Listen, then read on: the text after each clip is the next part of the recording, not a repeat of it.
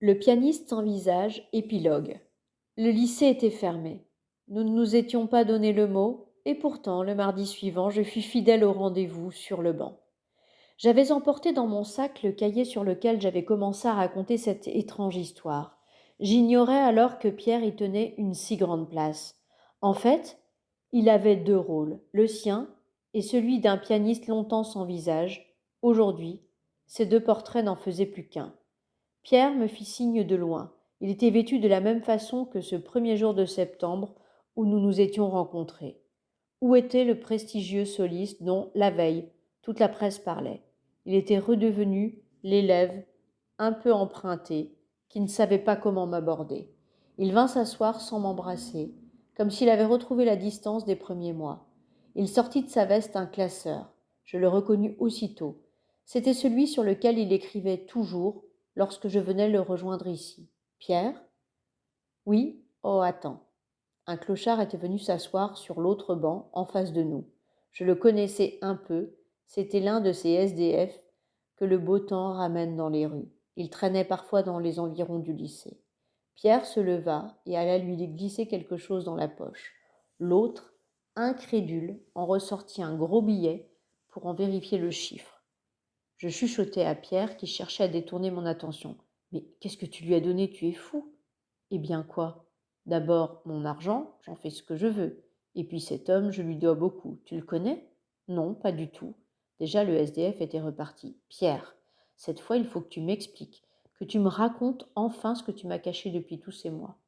L'autre soir, nous nous étions quittés sans qu'il puisse me parler en tête-à-tête. Il eut un sourire malicieux et ravi. Oui, ça risque d'être long. C'est une histoire qui commence en septembre. Je l'ai racontée jour après jour ici. Il me désigna le gros classeur qu'il avait apporté. Tu comprends, je ne sais pas bien m'exprimer. Alors j'ai pensé que tu préférerais me lire plutôt que m'écouter. J'ouvris le cahier, le feuilletai. Mais Pierre, c'est ton journal. Oui, il contient notre histoire, du moins celle que j'ai vécue moi, depuis le début. Et tu voudrais que je la lise? Je n'ai pas de secret pour toi, Jeanne. À présent, je n'en ai plus. Moi non plus, lui dis-je, en lui confiant mon cahier. Il ne parut pas très étonné que j'aie eu la même idée que lui. Sans le savoir, ceux qui s'attirent se ressemblent beaucoup plus qu'ils ne le croient. Il me serra contre lui, et c'était plus vrai qu'un baiser. Nous étions bien, tous les deux ici. Autour de nous, les voitures allaient et venaient. Parfois, un grondement souterrain faisait vibrer notre banc. C'était le métro qui, quelques mètres plus bas, passait entre les stations Rome et Place de Clichy. Il faisait doux. Des moineaux hardis et piailleurs arrivaient parfois en bande pour disputer à deux ou trois gros pigeons des miettes abandonnées. Le temps me parut s'immobiliser. Sur la première page, Pierre avait inscrit une sorte de dédicace, à moins que ce ne fût un titre improvisé. La fille de 3e B.